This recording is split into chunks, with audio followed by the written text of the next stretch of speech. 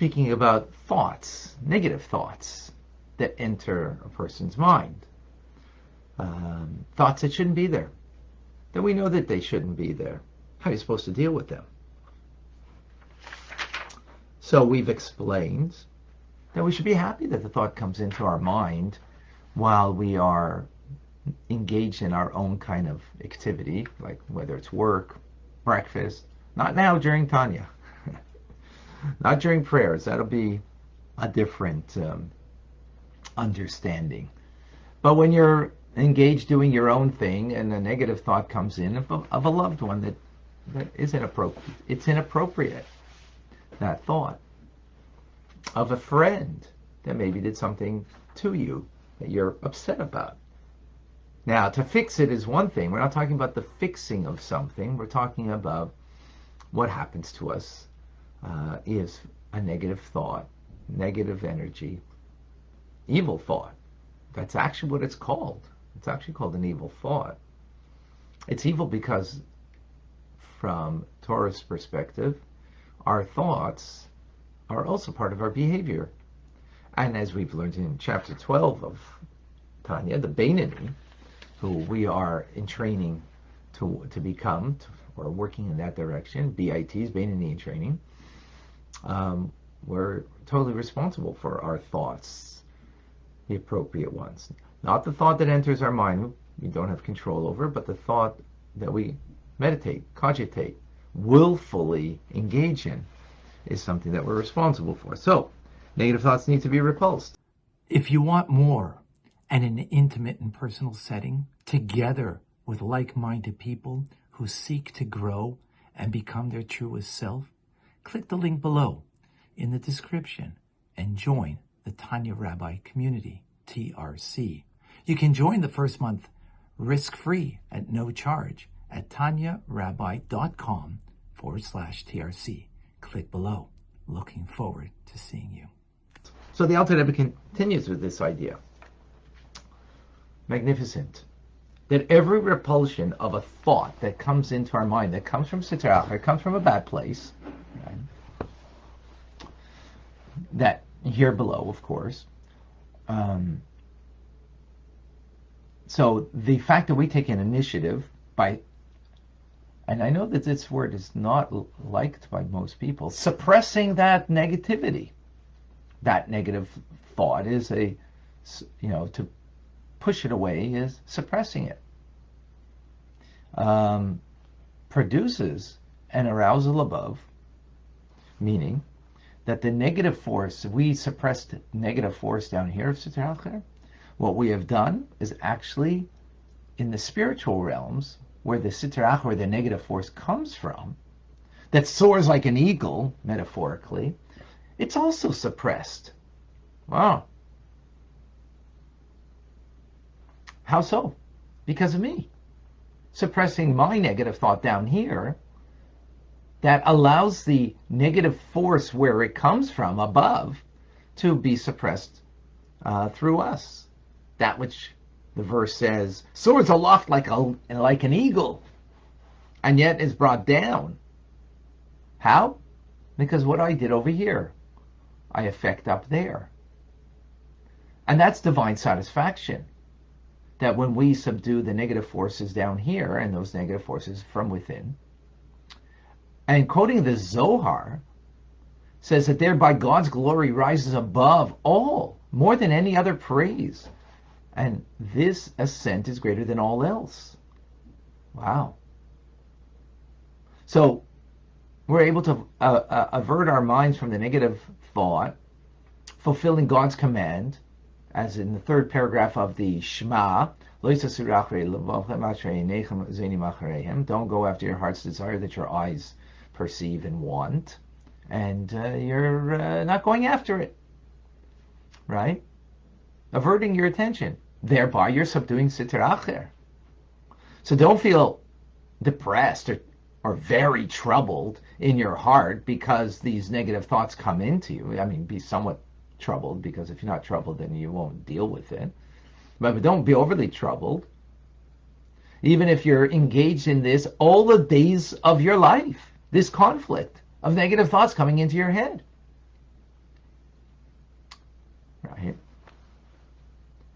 Why? Why shouldn't you be? Because maybe that's what you're created for. Maybe you were created that you're going to have negativity from your animal soul that you need to subdue. That negative force constantly. And concerning this, then, we have an answer to what we had in the first chapter when Job said that God created the wicked. So the Alter Rebbe asked there in the first chapter a question. What do you mean? God creates wise and foolish, short and tall, strong and weak people, but not good or bad, not righteous or wicked. So what do you mean he created wicked? Right? That's the freedom of choice that we have.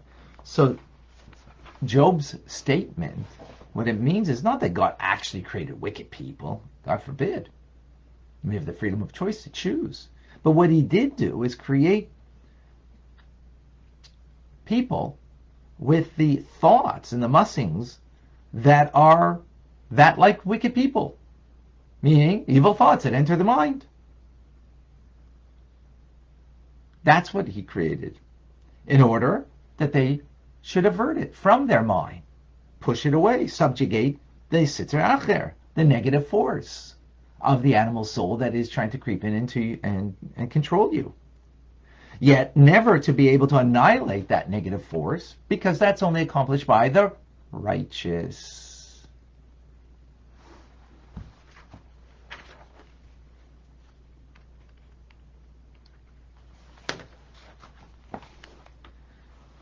Wow. Imagine that you have a negative thought come into your mind, and according to the Zohar, when you push that away, that there is no greater praise of God, no greater glory than God, nothing greater than all else than pushing away that negative thought. Now, who would have thought that? You would think that, greatness of the person is in what you achieve, not what you push away. As a matter of fact, it even sounds not like PC, because you're suppressing the negative urge. Hey, is that good? And this is the greatest praise, glory of God? Think about it for a moment, maybe from this perspective. When you give charity, in the congregation or amongst people, perhaps we're motivated by externalities. In other words, what people will think of us. Perhaps when we do an act of kindness to a friend, we're doing it to mitzvah, but maybe the motivation is, maybe the motivation is not so pure. Maybe you're doing, I'll scratch your back if you, then we'll scratch my back. Maybe I have an expectation that's going to come out of my doing a kindness to you, expecting something in return. So anything that we do, perhaps we're really not serving God. It's self-serving. Now, it's still a mitzvah if you give charity and you do a act of loving kindness to a friend. It's still a mitzvah, no question. If you put on your tefillin and pray in synagogue with other people, and maybe your motivation is, or somewhat of a motivation is not merely your prayers, but, how you're perceived by others, which is, if we were honest with ourselves, that's definitely somewhere a concern for us, how we're perceived. That's why we dress the way we dress, and that's why we do the things that we do often. At least in the subconscious of us, it's for sure an element, right? So a mitzvah it is, but it's not complete. When do you know you have a complete mitzvah? Well, perhaps the only place, I don't know it's the only place, but perhaps the most real place is in your thoughts. So for example, if you had a negative thought about, John, or Reuven, right? About Reuven. He said, Reuven, I want to tell you, I really had this nasty thought about you, but don't worry, when it came to my head, I pushed it away. We don't do that. right? I mean, we're not foolish enough to do that.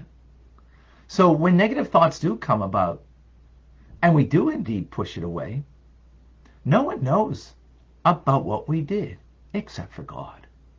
So maybe that's the only time that we're really doing something because we believe in God and we're really connected to God. Maybe. Well, and perhaps that's an understanding what the Zohar says, that there's no other greater glory for God because, well, it's truly for God. Because if you didn't believe in God, that he knows your thoughts, then, you would sit in those negative thoughts perhaps and, be the victim of whatever thing happened and feeling sorry for yourself, feeling negative towards that person that did whatever they did, and so on and so forth. I think you get the picture. So therefore, subjugating that negative force of the animal soul, that thought came into mind, suppressing it, indeed, suppressing it. By the way, that doesn't mean to deal with the issue. We're not talking about here how to deal with the issue. We've dealt a little with that before, as a matter of fact. Here we're talking specifically how to not allow negative thoughts to control us and bring us down, that we're going to be saddened and not be full of vitality, alacrity in serving God and doing what we're needed to do. So those negative thoughts can really bring us down. So here the Alter Rebbe is saying, quoting from the Zohar, how awesome it is that when we do that, and not only that, hey, maybe that's what you were created for. You were created in order to always engage in that battle.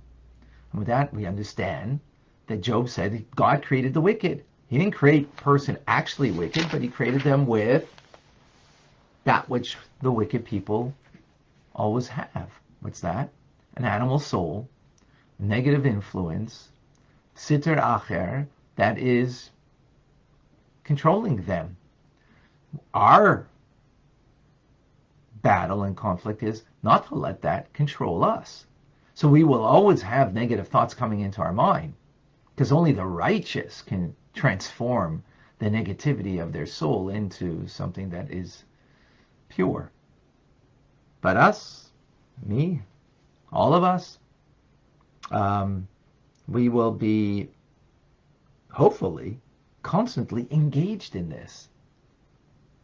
Now, hopefully the negative thoughts will become maybe not as strong, not as often, not as, hateful. Because we've grown. We've moved forward in life. But definitely it will be there. No doubt.